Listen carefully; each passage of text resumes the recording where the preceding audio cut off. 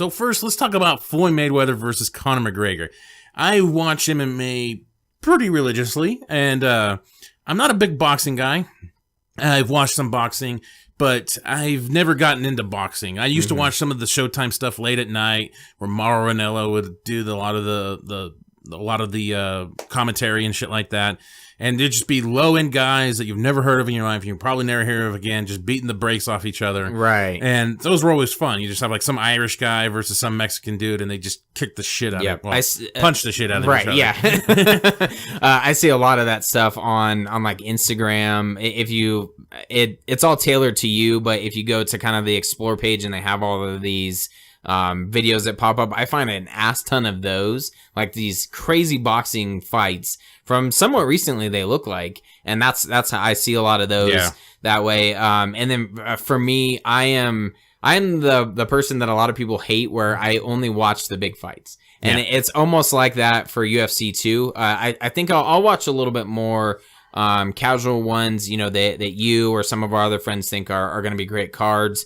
We'll get together and I'll watch some of those, but I'm definitely like the mainstream fights. Those are the ones that mostly Floyd Mayweather, honestly, because he's like the name in boxing. Yeah, with boxing, I kind of get the idea of boxing. I get how you score points anyway in boxing. It becomes a big thing of fight metrics. Basically, how many punches you land to throw, and kind of can win you a fight per round. Really, that's always what I've understood. Unlike MMA, where there's aggression shown, who's controlling the octagon, it doesn't seem to be very predominant. Because I remember when I really was floored when I saw, I don't know if you ever saw Manny Pacquiao versus Floyd Mayweather. Yeah, I did. I think you were there with us at our friend's house. Yeah. I might have been. Yeah. And I was watching that, and I was like, oh, this should be pretty close when it gets to the scorecards. And like, no, it was just like a runaway victory for Floyd Mayweather. Right. And I was like, but Pacquiao was pushing the action like a majority of the time. Yeah, he wasn't landing much, but he was the main aggressor. I was going to say, it was probably, at least from what I recall, it was about 90% of the time he was the aggressor. And that's what a lot of people were pissed off about, because that's kind of Floyd Mayweather's style, is he's more of like a... defensive. Defensive and counter-strike boxer, and I think that I used the terminology correct. And that was one of those fights that I was like, okay, you kind of see the different side of boxing, and honestly, that could be why it's not as big as it used to be, because when you have someone like Floyd Mayweather, who's he's insanely good at dodging punches, but it kind of makes for a boring fight. And there's something I'm going to get into afterwards, right? After we talk about the fight. So, yeah, I'm going to admit it anyway. We didn't pay for this. Yeah. We streamed it through certain services. $100? Fuck no. No. No. Maybe if we got 10 guys together. And not even then. We all paid $10, but then you're talking food and beer. And plus, it's like a lot of the online services weren't even working. They were going down because it broke records. Yeah. It broke over 5 million buys, from what I understand. That's insane. So at $100 a pop, so... Money. Dollar bill, yeah, absolutely. It was smart for, I think, I heard that Floyd has been retired for 2 years. Yeah. And he came out for this fight, and then he said in the post-fight, I don't even know what they call it, presser, I think is what they call it. Conference, yeah. Yeah, that he's like, okay, I'm seriously done after this. I came back, made $300 million in one pop, and he had nothing to lose. That's what was so crazy about this fight, and I was laughing because I'm an outsider in this, and so I'm watching all the shit talking that's going on, like pre-fight and post-fight on social media. I'm like, come on, guys! Like, you expected McGregor to win. I didn't. Well, I thought he had a puncher's chance. I always go with a puncher's chance. He has a pretty hard left hand, and I figured in the first 5 rounds I gave him, if he didn't finish it off then I figured he wouldn't do it. Because he doesn't have a gas tank. Right. He's known for that. He doesn't have a gas tank. But the first round he came out there and he was laying him in. I was actually kind of surprised because honestly, I don't follow boxing as much. The Nevada Athletic Commission actually sanctioned this at 8-ounce gloves. Yeah. So these were smaller gloves. These are only 4 ounces more than what traditional UFC fighters wear with their 4-ounce gloves. Right. And I was like, these still look really big. Yeah. Well, I heard they changed that as the fight. It was like 2 weeks out. As it progressed. Yeah. It was like 2 or 3 weeks out. That they changed it. It went from 10 ounce to 8 ounce. Yeah. And I still thought these were big. And I was like, wow, shit. I thought they would be a little bit smaller.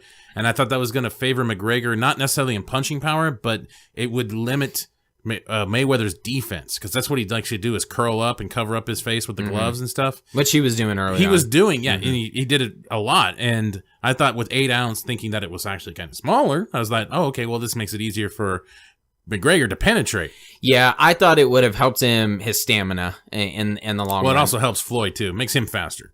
Yeah. That was the one thing I heard no one talk about. I was like, well, it's lighter gloves. It's going to make him even faster. Right.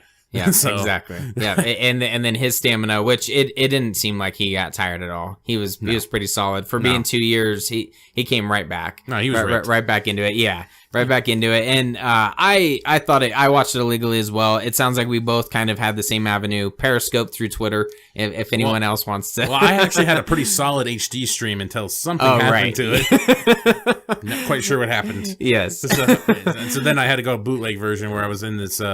I felt like I was watching it with these black people. Yeah. Yeah. Oh, I know. They were yelling at the pretty screen. Solid. And You stuff. can't do that. Yeah. Yeah. Oh, it's pretty solid. I enjoyed it. That actually kind of became entertaining. Yeah. And it was a little frustrating. I mean, as frustrating as it could possibly be for me, like bootlegging it while I'm at the gym.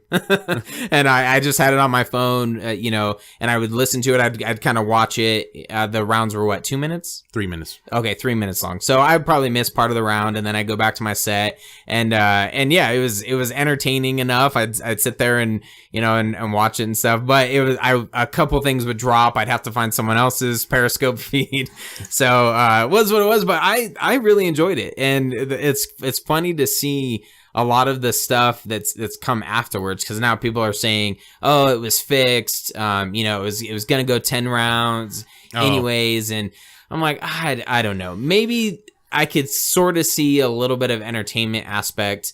And I do think, as much as I thought it would have been awesome for McGregor to win, I do kind of see where in the post fight presser or whatever, the press conference, Floyd Mayweather said that their strategy was to let him gas out early and then kind of stretch out the fight a little bit. He said, I could have gone in there and actually boxed, and done his normal stuff, but I didn't think that would be fair to everyone who paid. I wanted to extend it out a little bit. And to be honest, I could kind of see that. I could see where he's like, you know what? Instead of, having this be a boring fight, because everyone complains over the years that I've always heard, as kind of an outsider, that he puts on boring fights and blah, blah, blah. And I think he kind of went and was like, all right, you know what? Let's make this kind of interesting. And he knew, I'm going to take some punches early on if this is what we're going to have him do, and then kind of stretch it out that way. And it seemed to work out. Either he's full of shit and it just worked out that way, or he's as good as you would think, and he's able to kind of dictate, like, all right, you know what? Let's kind of make this a little bit entertaining. Let's push it to 10 rounds so that people feel that they got their money's worth, which, had I paid for it, I would think so. So one of my big things, and this is where I'm going to go into it. If you like boxing, you might want to cover your ears on this one. But I was watching this, and boxing, to me at this point, is a joke. There is no real accomplishment behind it, and I don't think it's no longer the sweet science as it was labeled before in the past. I was listening to my original stream was it was Sugar Ray Leonard and one other guy. I don't know who the other guy was, but the other guy was very dickheadish and truly believed that, like, McGregor had no reason to be in there, and he was just shocked that he could throw a punch. And I'm just like, you're a complete moron if you don't understand how MMA works. Like, I don't know, even the referee was, like, emphasizing, like, no grappling, and he kept staring at fucking McGregor during the beginning, when they're supposed to touch gloves and go in the corner and shit.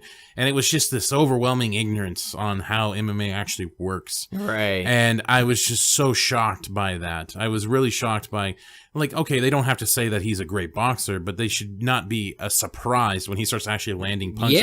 Yeah, on Mayweather. no kidding. He was landing. There was a couple parts where Mayweather can say that he was trying to drag it out and maybe eating some punches, but there is some very solid evidence that he was caught off guard by a lot of those punches. Oh, yeah, especially early. There was some jabs. There was some snapping jabs, an uppercut or two that landed really solid. Yeah. And you could tell he was surprised by that. Yeah. So, and also you got to imagine if somebody could actually formulate McGregor's style into a boxing thing, I think you could really fuck him up, because when McGregor starts pawing out there with a boxing glove, yeah, I was noticing that. Like I thought that was throwing. You could tell that was throwing Mayweather off, because he's trying to bat it away. He's not used to someone's fist floating in front of his face like that. Yeah, and that was kind of cool. I did notice. Sorry to cut you off, but I did notice. That one thing it was kind of interesting is Mayweather, when McGregor would start gaining some momentum, Mayweather would turn his back. And then in the feed I was watching, people were getting pissed off because McGregor would hit him in the back of the head. Yeah. And the people that were, watching it, they're like, you can't do that. You can't do that. All pissed off. I'm like, well, fucking stop turning your back to him. Like if that were to happen in MMA, you'd probably be fucking suplex or something. I don't know. Well, yeah. One of the couple funny things about that was, one, I was hearing some of the people saying like, oh, this is an MMA. You can't do that and stuff. I'm like, well, technically in MMA, you can't do that either then. Oh, really? You can't hammer fist someone in the back of the head. You can't do that. What the hell was McGregor doing? Just getting his shots in? The thing is I don't think he was expecting that, because what was funny was that the ref was warning McGregor about that, but then when it came later in the rounds, he started warning Mayweather, saying, keep your head up. Because he was basically covering himself up and bending over, making it almost impossible for McGregor to really land anything significant. Right. And he was just, and all you could really do is just back up and then maybe come in later or something like that. But McGregor was start peppering him with shots, and then he would start doing this hunched over fetus look and shit like that. I noticed that. To try to do that. And then I was actually really surprised. The ref started warning Mayweather about keep your head up. And he was doing that shit on purpose. Right. And I think that's why he ultimately never took points away. Because I was really surprised by that the ref never took points away. I thought at one point McGregor would have like a 7-point round. Right. Because he's just going to keep pounding him in the head like that, and Donkey Kong fist right in the back of the head. And, and then people were talking about like, oh, you can't grapple with him and stuff like that. And I remember there's one point where McGregor kind of ran around the back and then just let go and just start peppering him really hard in the back, like right in the kidneys and shit. And I'm just like, yeah, see, that works. Why can't you do that? But then like the ref stops it. I'm like, fuck boxing. Like there was just so many elements to it that was just so ridiculous. How the ref breaks it up and then Mayweather just pushes right through and later in the rounds was pushing past the ref's arm and stuff. But there's one thing I wanted to get into about boxing, which they should truly be ashamed of, was the judges' scoring. It turned out that 2 judges said that Mayweather won 8 rounds to McGregor 1. Really? Yeah, 2 judges. Okay. I didn't see any of this because the stuff that I saw online was, I think, 4-6.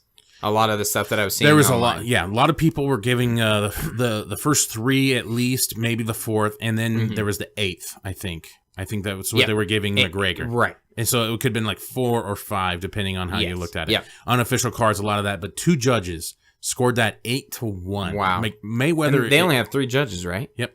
Wow. And so Mayweather I think they honestly got lucky that Mayweather finished that fight. Because if that would have went to the scorecards, those Irish motherfuckers would have lynched the shit out of those guys. No kidding. Because that was because no one learns about that until later when everybody's out of the arena. Right. And there was this huge thing going around, and I don't want to drag this out too long, but there was this thing about sports books talking about, Vegas was mainly talking about how there were so many bets on McGregor. Like if McGregor won, it could almost bankrupt a couple places. I heard that. And it just led into this like corrupt thing. And I was just like, what the fuck? Like that just felt, because it was the 2 Nevada judges, because they had 2 Nevada judges and 1 from Italy. And the Italy guy scored it pretty much what everybody else thought. Right. And then the 2 Nevada judges are the one that scored it in 1. And I was like, fuck, dude, way to just add to the fact that your sport is corrupted. Yeah, no kidding. Well, and I've heard a lot of things as far as like what Mayweather has done for the economy of Nevada and Vegas in general. Fuck Nevada. Yeah, exactly. But yeah, I could totally see that, and that just goes back, I guess, to people saying how it was fixed and all this stuff. But the stuff that I was reading of people saying it was fixed, I actually watched this video on it. It was kind of entertaining. Is that McGregor was in on it, and that McGregor in the later rounds was pulling his punches, and to me he just looked exhausted. No, he was gassed. He even talked about it. He has this dip. He did it in MMA against Diaz. He dips and he comes he kind of has a rally back, a second win sometimes. It's just how McGregor is, and he's gonna maybe he'll figure that out someday, maybe he won't. Yeah. But one other thing that pissed me off, and this is gonna sound weird coming from a guy that I fucking love women, but there was this thing that just bugged me so much during the post-fight conference, and they had them talking, and then there's these 2 women that are standing directly behind them. Yeah, I saw this. Wearing Corona, and they're standing in this one position with their hand on their hip, and the one keeps fidgeting, like either she had to pee or her legs were falling asleep. And I was just like, and they were up there for an hour. And I'm just I was just like, how much did Corona pay for this? Yeah. Like, why are women, this is going to sound so weird coming from me, but I was just like astonished by the fact that women were billboards for an hour-long post-fight conference to stand behind two idiots talking after they just punched each other in the head. Like, and how much are they getting paid? How much Corona pay for that? It's like, it just made me like hate boxing. Like, this is just so ridiculous. Just so much overkill. Yeah, there's advertising and everything. I was going to say, you noticed it. I noticed it. I think that's why. And both of us could easily point out that it just drove me nuts. Well, the thing that I thought was funny, I don't know. But I could see the pussy lips on the one chick. Okay, so it did work. Do you know who Dan Bilzerian is? No. Okay, he's on Joe Rogan's podcast. He's pretty hilarious, but he's like this big poker guy, and he's like a millionaire. He's also this like social media kind of I don't even know the way to put it. He's basically like the definition of a man's man, former Navy SEAL. I think he ended up getting kicked out from what I remember. But he was like in the Navy SEALs. He's got this giant beard, fucks a bunch of chicks. He's a millionaire. He lives in LA, travels to Vegas all the time, shoots guns. And the thing that I kept thinking of was the chick, the brunette who was on, I guess it would be the left of the fighters during the presser. She was with Dan Bilzerian, and he had a picture that he posted on Twitter of her tits hanging out and him covering the nipple so he could get it past. So that's all that I could think of. I was like, okay, all right, that's the chick. I pieced it together. Wow. So yeah, it was just pretty entertaining. But yeah, are we ready to move on? Yeah, we're gonna move on. Okay, to kind of sum it up, I thought it was pretty cool, pretty entertaining. Boxing now, I don't see it really going anywhere. No, it's done. Yeah, if Floyd Mayweather's no longer fighting, and which I mean he hasn't been for 2 years, but this is what boxing is kind of built around. And great payday for those guys. Bravo to them, and pretty solid for both of them to put it on. So.